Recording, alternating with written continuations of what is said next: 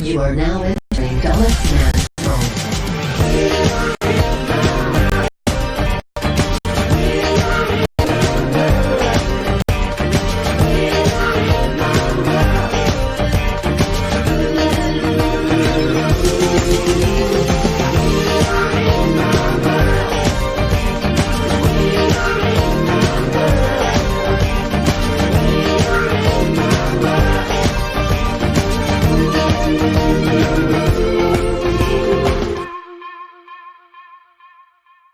What is going on, YouTubers? You know who it is. It is your boy, Dulles Man. Part 2 of the Wednesday Night Wars goes to NXT live on the USA Network. Last night, we reviewed AEW, the other side of the competition, and I said the show was great.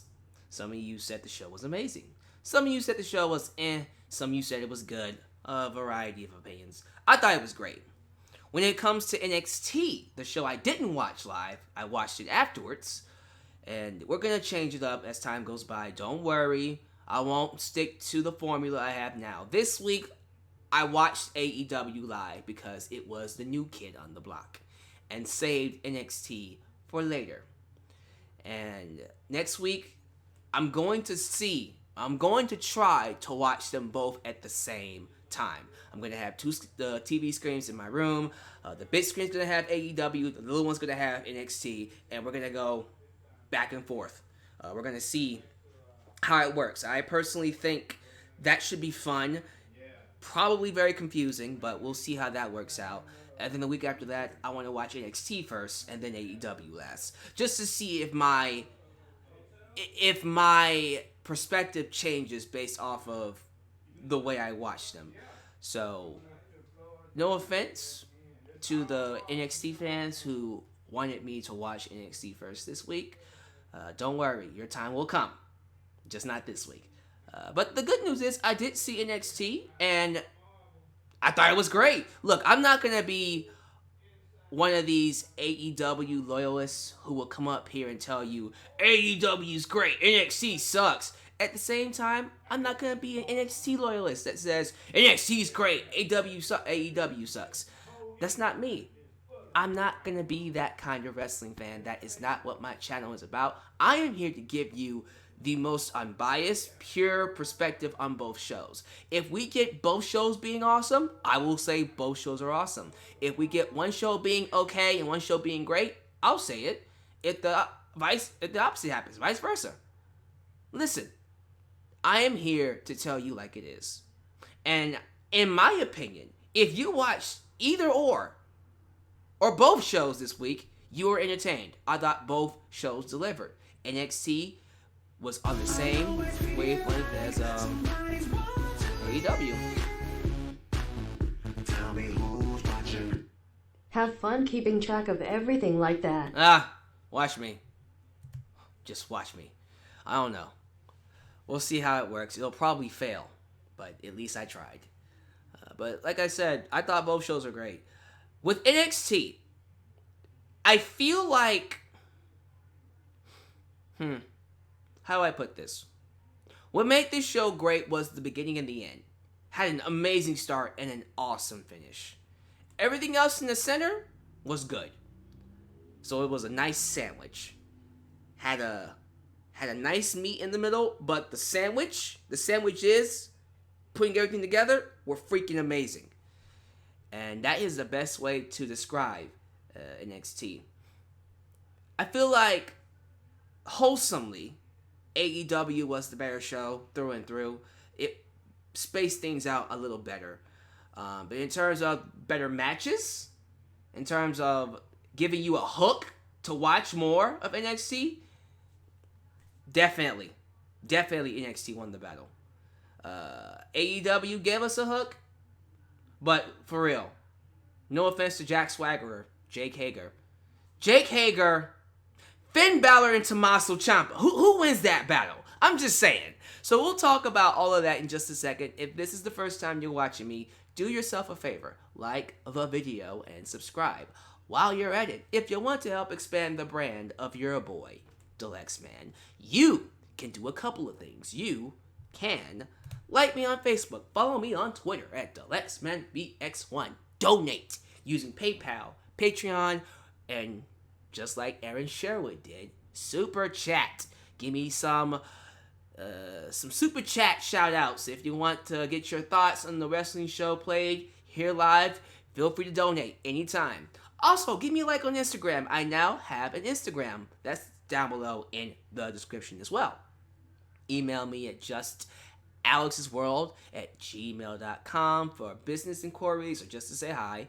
But most importantly, buy yourself a Deluxe Man t-shirt today at Pro Wrestling Tees. And be sure to tune in later tonight as we review the ratings for both shows. Apparently they came out just a few minutes ago. I haven't looked at them yet. I actually, no, that's not true. I think I saw. Yeah, I did see them. I'll post about them in just a second. We'll talk about them later tonight. Who won the ratings war? I'm pretty sure people are telling me about it in the live chat as we speak. But that's neither here nor there. Do you want to do live reaction for SmackDown tomorrow? Nah. I got a lot on my plate, so I don't think I'll be able to do live reactions, but I will be doing a review. Gotta do us a review for Friday Night SmackDown. That's gonna be crazy. Now, let's get to the show. 2 hours, thankfully. I was very skeptical about NXT leaving the 1 hour format. I think 2 hours is working well for it.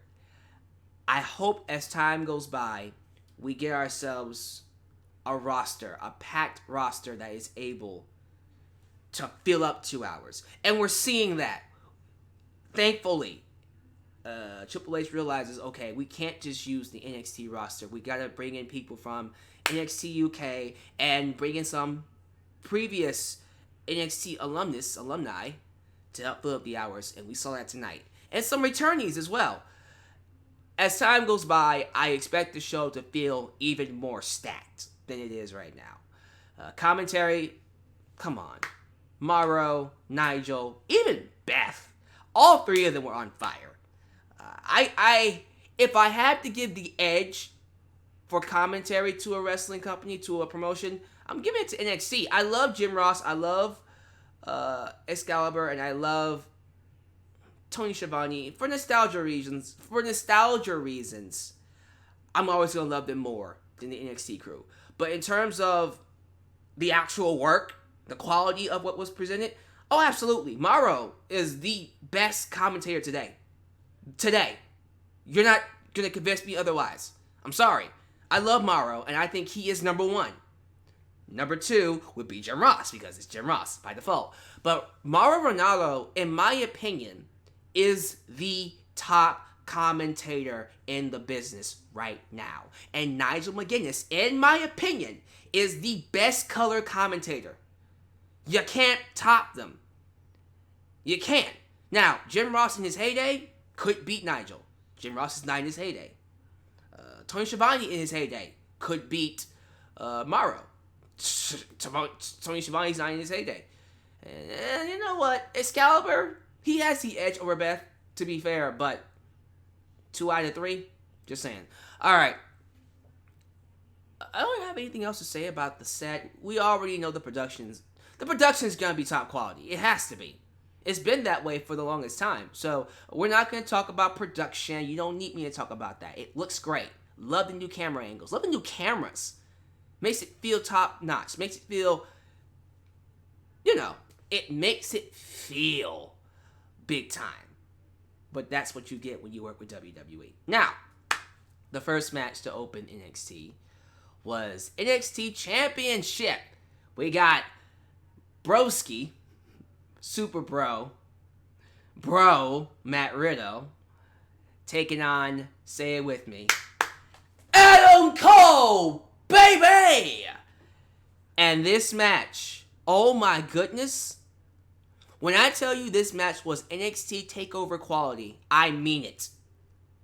I should have paid for this match, and I feel bad that I got it for free. This was outstanding. If you ask me right now, Deluxe Man, what was match of the night in terms of both shows. Which show had the best match? Hands down, NXT. Adam Cole and Matt Riddle had the best match out of any show. Outstanding. And when you see how good it is, you have to ask yourself, man, like, I'm shocked we didn't save that for NXT Takeover. Like, what are we gonna do for NXT Takeover? That was my thought, cause they killed each other in this match. I would rate this among some of the best NXT TV matches of all time. This was amazing. It was that good. Absolutely outstanding. The only reason it's not a classic, and I gotta talk about this.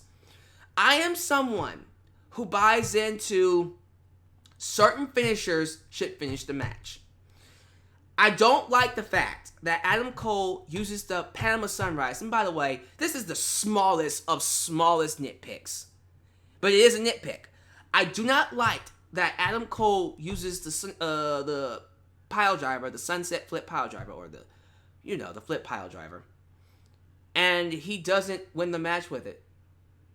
It's a freaking Canadian Destroyer flip pile driver. That should end the match. And he hit two of them, and didn't win with them. And I don't know how I feel about that. I'll tell you how I feel. I don't like it at all.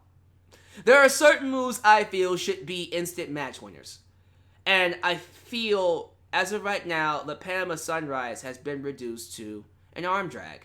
And if it doesn't start winning matches soon, as in the next match he uses it in, it's gonna get to the point where nobody can believably lose to this thing. It's like the Superman punch. It's like Dolph Ziggler's zigzag. So many people get hit with it and kick out of it to the point where, okay, even to a certain extent, John Cena's attitude adjustment. John Cena's attitude adjustment at this point, everyone's kicked out of it at least once. And if you don't kick out of it once, you're weak.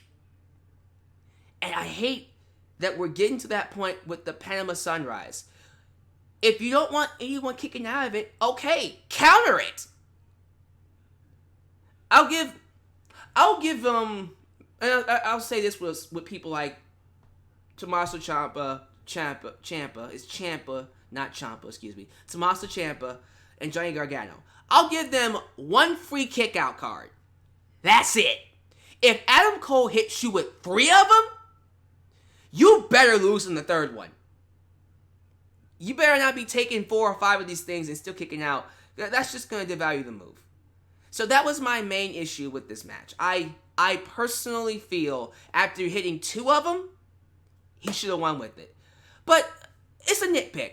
I do like that he won with the last shot. Last shot, right? Not last call. The last shot. So that's just my nitpick. You can take it and run with it. You can go in the comments and tell me, Deluxe, man, you're overanalyzing it. Have fun. I really don't like that Adam Cole doesn't win the matches with his Panama Sunrise. If you look at his moveset, what is the most devastating move he has? It's the Panama Sunrise, right? Okay. That needs to win the matches. They're kicking out the last shot. Tell you what, if they was to kick out the last shot, I would understand. Because that's just a Shining Wizard. People kick out of Shining Wizards all the time. They shouldn't be kicking out of a Panama Sunrise. And it gets to a point now where, okay, the last shot wins you the match, which is a Shining Wizard, but the Panama Sunrise does? What? I'm getting too ahead of myself. The match was still outstanding. I just can't give it a classic rating because of that one nitpick. And so you ask yourself, and this is where my mindset was. As soon as it was over, I'm thinking, holy crap, where do we go from here? Who the hell does Adam Cole face? That was literally the only person left. We now have to wait until we build a new contender. Right on cue, out comes Finn Balor. Who's Finn Balor? Finn Balor.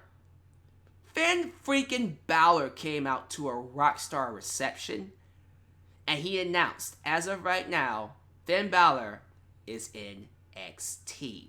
And then he stares down Adam Cole, And there you go. Instantly, I went, oh, okay. I guess that's the next opponent. Or is he? We'll talk about that guy in a second. Oh my goodness, that was a mark out. If there was ever a time for me to live record myself, that would have been it.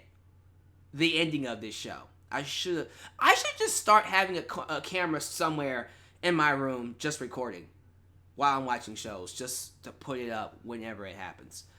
But this was awesome.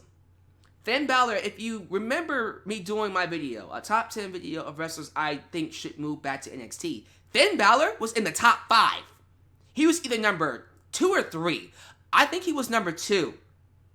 Number 1 was Sami Zayn. I still think Sami Zayn needs to get his ass back on NXT. Because they don't know what they're doing with him on the main roster. Matter of fact, Shinsuke and Sami need to go ahead and move back to NXT. And Asuka. Asuka was like, again, it was either Asuka or Finn Balor as number 2. I'm assuming Finn was 2 and Asuka was 3. They were top 3. Asuka, Finn, and Sami. Regardless, this was awesome. It was a move that needed to happen because the main roster didn't know what the hell they were doing with Finn Balor. And that's okay. NXT knows how to use him. And hopefully they'll use him differently. Not just Demon and Finn. Maybe we'll get some other personalities. That's something I want. I want Finn to show us his range. Give us a different set of demons, different set of personalities, and that will help you get over even more. I still think Finn Balor has the ability to be a key figure, a golden goose in WWE, but with the right hands, under the right leadership, under the right guidance. So hopefully they'll do him right this time. Let's move on to the next match, which I think was the singles match between Io Shirai and Mia Yim. Or was it the Velveteen Dream promo? Let me see. CM Cole retains. We have a video package hyping Shayna versus Candice LeRae. Yeah, never mind. It was Velveteen Dream's promo. So, we see Velveteen Dream out on stage in purple lighting. Because purple rain. And he has an entourage of attractive ladies. And I mean, oh my God. We're talking about... I'll tell you this. If there was ever a Godfather replacement, I'm just saying, it's time once again for everybody to come aboard the Velveteen Dream. I don't know. I don't even know what he would say. Light that blood up and say, pimpin' at ease. Okay, that's enough. Sorry, I got nostalgic for a second. Man, anyways, Velveteen Dream comes out. He's on the microphone. He's on his couch with his entourage. He asks if we feel it. He says, are we feeling the Velveteen Dream experience? Not the Viking experience, but the Velveteen Dream experience. He walks into the spotlight and says, that feeling is the climax of life. Ooh, sex. Sex innuendos. I love it. Which is why Roderick Strong and the Undisputed Era boys wanted to take it. But the Dream has never had a problem taking on more than one man at a time. Jesus Christ. I mean, that was way on the nose. Like, god damn. He continues. He's issuing a challenge to Roderick Strong right now for a rematch. So that's going to happen in the future on some random episode of NXT. And he tells Roderick Strong, meet me in the ring. So here's what I see happening. Actually, no, we're going to say that for the end of the show because we got to talk about the other Undisputed Era match. They announced that Lio Rush will take on Drew Gulak next week. That match is a match I want to watch live. So I think, honestly, the more I think about it, I might have NXT on the big screen and AEW on the little screen. I want to watch that match live. I'm a big fan of Lio Rush. Huge fan. And that is going to be a crazy match. Lio Rush and Drew Gulak. Oh, come on, man. All right. Io Shirai versus Mia Yim. Look. Love me some Io Shirai. I love her offense. Her style inside the ring. It's so unique. It's so crisp. it's almost like watching crystals. You know those little rocks that get cut into crystals? That's basically Io Shirai. You get to see her do her work, and it's fabulous to watch. Man, this woman is too good. She's way too good for this, and she knows it, and I love it. It's a great personality. Mia Yim, and this is another person I gotta talk about. Mia Yim is someone that has potential. Let's put it like it is. But just because you have potential doesn't mean you're instantly good. And in this instance, Mia, this was not the level of performance I wanted to see from Mia Yim. I thought there were a lot of, I won't say botches, but sloppy moments with her. When she was hitting Io, some of her shots were blatantly soft. SAWFT, soft. She wasn't laying her shots in. Almost like she was scared to hit Io. And then what would happen is Io would hit her hard, like, bitch, hit me. And then Mia would come back and go, okay. And then she would hit her hard. Because, like, when the match first started, she was, I'm going to protect you. And Io was like, bitch, hit me. And then Mia said, okay, smack. And then she started hitting her hard. So that was cool. Like, as time went by, she got better. But by the end of it, I'm just like, Mia still needs work, and that's okay. This is the perfect place to grow. This is the perfect place to actually build a connection with the audience. Now, for me, the match went a little too long. I thought this match was good, but it went like 2 commercial breaks long. This should not have gone that long. The NXT Championship match, absolutely, go as long as you need it to go. 1-2 commercial breaks. The Women's Championship match, absolutely, go as long as you need to go. Because they advertise these matches. These can go longer than 2 commercial breaks, and I wouldn't complain. This was not advertised. There was no backstage segment between Mia Yim and Io Shirai to warrant them getting 2 commercial breaks. And here's my thing. Fine. If you want to give them 2 commercial breaks, give it a story.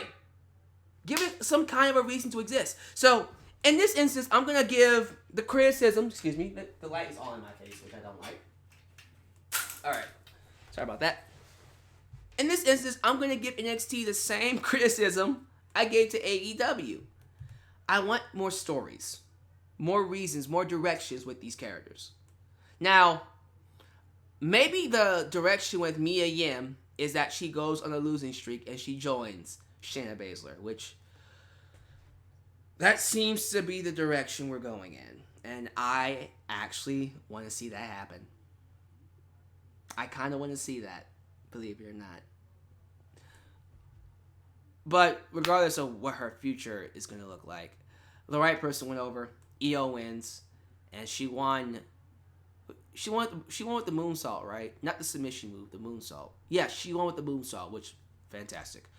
So the right person won. I just felt it was a little too long. And if you look at the ratings, I guarantee you, when you look at the overall ratings, this is the point where people turned off the show and went to AEW. I guarantee you. This is the point where they went, all right, let's go watch AEW. Or they had both of them on and just watched AEW. Now, moving on from Io versus Mia. Tegan Nox got a video package. Love me some Tegan Nox. Happy she's coming back. Congratulations on your recovery. Hope you do well. We also saw the Outsiders. Kevin Nash and Scott Hall in the audience. Don't turn your back on the Wolfpack. Doom, doom, doom, doom, doom, doom. Love me some Wolfpack, bro. But it was nice seeing them. I just think it's ironic that 2 guys who, during the last war, were on the opposite team are now fighting for WWE. Interesting. Johnny Gargano, the heart and soul of NXT, taking on Shane Thorne. Shane Thorne is literally the most underrated performer on NXT, bar none. People do not give him credit. None. Nothing. And he should get a lot, because he's freaking great inside the ring. I mean, shoot, people give Dana Brooke. For real, they give Dana Brooke more credit than Shane Thorne. Shane Thorne is really good, guys. And he proved it in this match with Gargano. Match was great. And I thought, the kind of character Gargano is, you don't want him to get beat up too much. because then it starts feeling formulaic. Every once in a while, he needs to dominate. But he does such a great job of making each match feel different. Having its own personality, its own persona. And I love that about his matches. This felt different than any other match he's had. And Gargano wins with the DIY, the do-it-yourself super kick, which was great. So, I don't know what they're going to do with Shane Thorne, but he should be used more. He's really good. Very underrated. But they might let him go soon. I know he misses his partner from the Mighty Don't Kneel. The Mighty. And the Mighty Don't Kneel. Alright, next up, Shayna Baszler versus Candice LeRae. Match was good. It was good. I thought AEW had the better women's championship match. Here's why. The story they told with Candice, and this is from a personal standpoint, it felt too vanilla for who she was. Let me explain. We're trying to build Candice as this tenacity, never give up, I will fight you to my last breath kind of wrestler, right? And I think that's great. That is a great role for her. I never got the sense that Candice was doing that, though. I kind of feel like she went down too easily. Now, I'm not saying she should have won. Listen, Shayna is way too good at this point for her to lose to Candice LeRae. Nah. And especially since, look, NXT Takeover is coming up very soon. Don't drop the belt until then. With Candice LeRae, I feel like they missed a ton of opportunities to make her essentially the Gargano of the women's division, where you have to literally break every bone in her body to stop her from fighting. And I felt they were going in that direction at the end of the match, where Candice was hooked in the Kirifuda clutch, and then you see Candice, standing up to her feet, fighting her, refusing to die out, and I'm thinking, okay.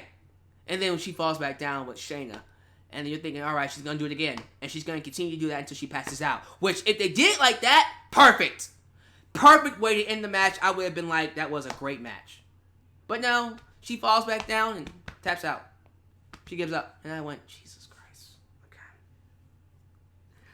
Okay. It's like, come on, I gotta say it. Come on, blonde hair, blue eye, apple pie, America? Come on now. But I forgot, Triple H isn't into blondes. That's right.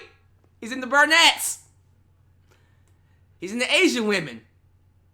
He ain't into blondes. Blondes are not his type. Sorry, Alexa. Sorry, Candice. Maybe when you get to the main roster, they'll love you. Oh, when you get to the main roster, she's going to be a megastar. They're going to treat her like one. They're going to give her the girl next door sweetheart booking.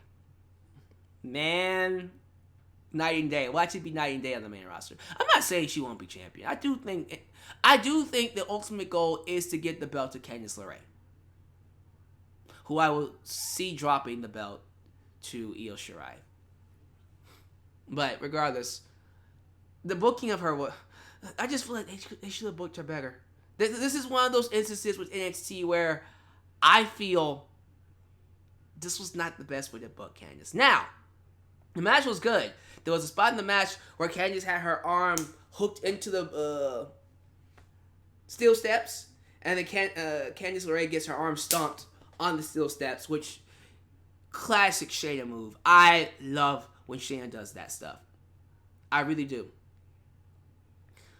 But other than that spot, nothing else to really remember. I'm sorry.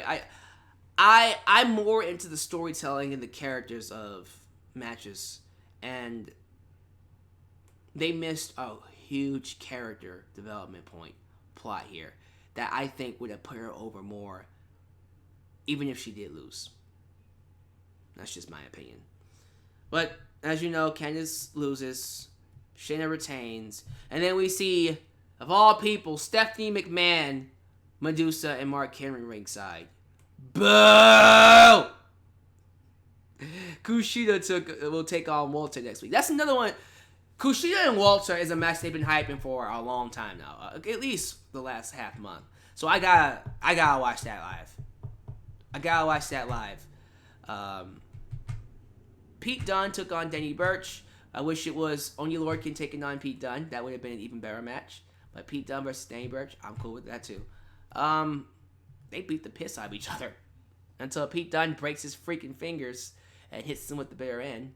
It was a nice brawler match. Bruiser match, if you will. And then we see Kathy Kelly interviewing Adam Cole. Baby. He says he beat Matt Riddle with the last shot, not his doctor-mandated cast. The Era barges in and worried about Finn Balor asks them, what are we going to do about Finn Balor? And Cole says, screw Finn Balor, that failure, who couldn't make it on the main roster. Yikes. Anyway, so they're hyping a match between the two. But the final match, the main event, was Undisputed Era taking on the Street Profits. Now, before the match, we had Wale coming out rapping with the Street Profits. And I'm sitting here going, respect to Wale, but bruh, no. I wasn't feeling it. I like the Street Profits, though. Just that entrance was meh. But the match, the Tag Team Championship match, great match, without question. To me, you look at matches like this, and you could just see the Street Profits being huge on the main roster.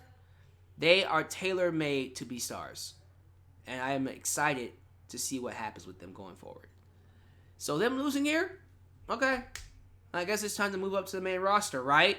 Or are we going to do another match between the teams? I don't see why they lost. It's over with.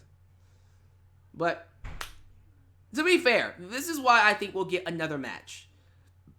We had Adam Cole come out. Well, we had Roderick Strong come out. My bad. And help them retain the titles. And then Adam Cole came out afterwards. Now, as you noticed with Velveteen Dream, he got cheated out of the victory. And as you noticed with the Street Profits, Roderick Strong came out and they got screwed. And so now I'm starting to see that NXT wants to do this story where the Undisputed Era has to cheat to keep their titles. This is what I think will happen. I think we're going to do a War Games match. A War Games match. Watch this. With Velveteen Dream. Finn Balor?